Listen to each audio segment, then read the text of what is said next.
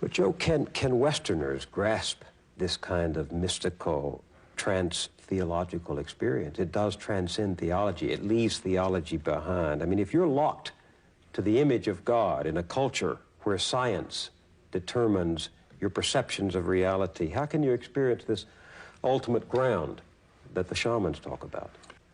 The best example I know in our literature is that beautiful book by John Neihardt called Black Elk Speaks.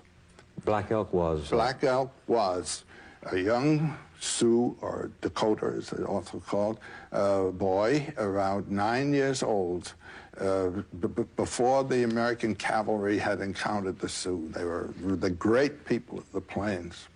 And this boy became sick. His psychologically sick, his family. I'm telling the typical shaman story. The child begins to tremble and is immobilized, and the family is terribly concerned about it. And they send for a shaman who had had the experience in his own youth to come as a psychoanalyst, you might say, and pull the youngster out of him. But instead of relieving him of the deities, he is adapting him to the deities and the deities to himself, you might say. It's a different problem from that of psychoanalysis, where you remember, I think it was Nietzsche who said, "Be careful lest in casting out your devil, you cast out the best thing that's in you."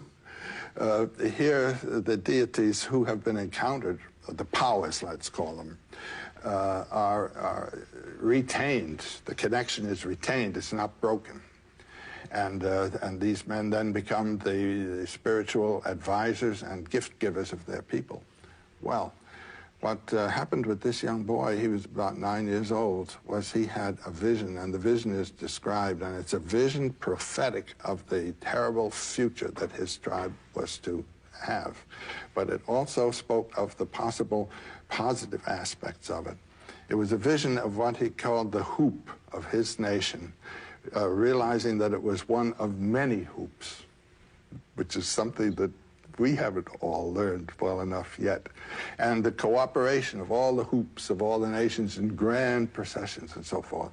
But more than that, it was an experience of himself as going through the realms of spiritual imagery that were of his culture and assimilating their import.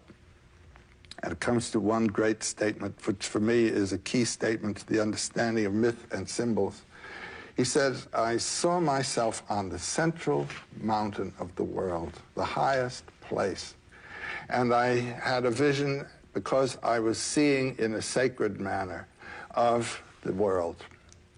And the sacred central mountain was Harney Peak in South Dakota." And then he says, "But the central mountain is everywhere." That is a real mythological realization. Why? It distinguishes between the local cult image, Harney Peak, and its connotation, the center of the world. The center of the world is the hub of the universe, axis mundi, you know, the central point, pole star around which all revolves. The central point of the world is the point where stillness and movement are together. Movement is time, stillness is eternity, realizing the relationship of the temporal moment to the eternal, not moment, but forever, is the sense of life. Realizing how this moment in your life is actually a moment of eternity, and the experience of the eternal aspect of what you're doing in the temporal experience is the mythological experience, and he had it. So is the central mountain of the world Jerusalem, Rome, Benares, Lhasa, Mexico City, you know? Mexico City, Jerusalem is symbolic of a spiritual principle as the center of the world.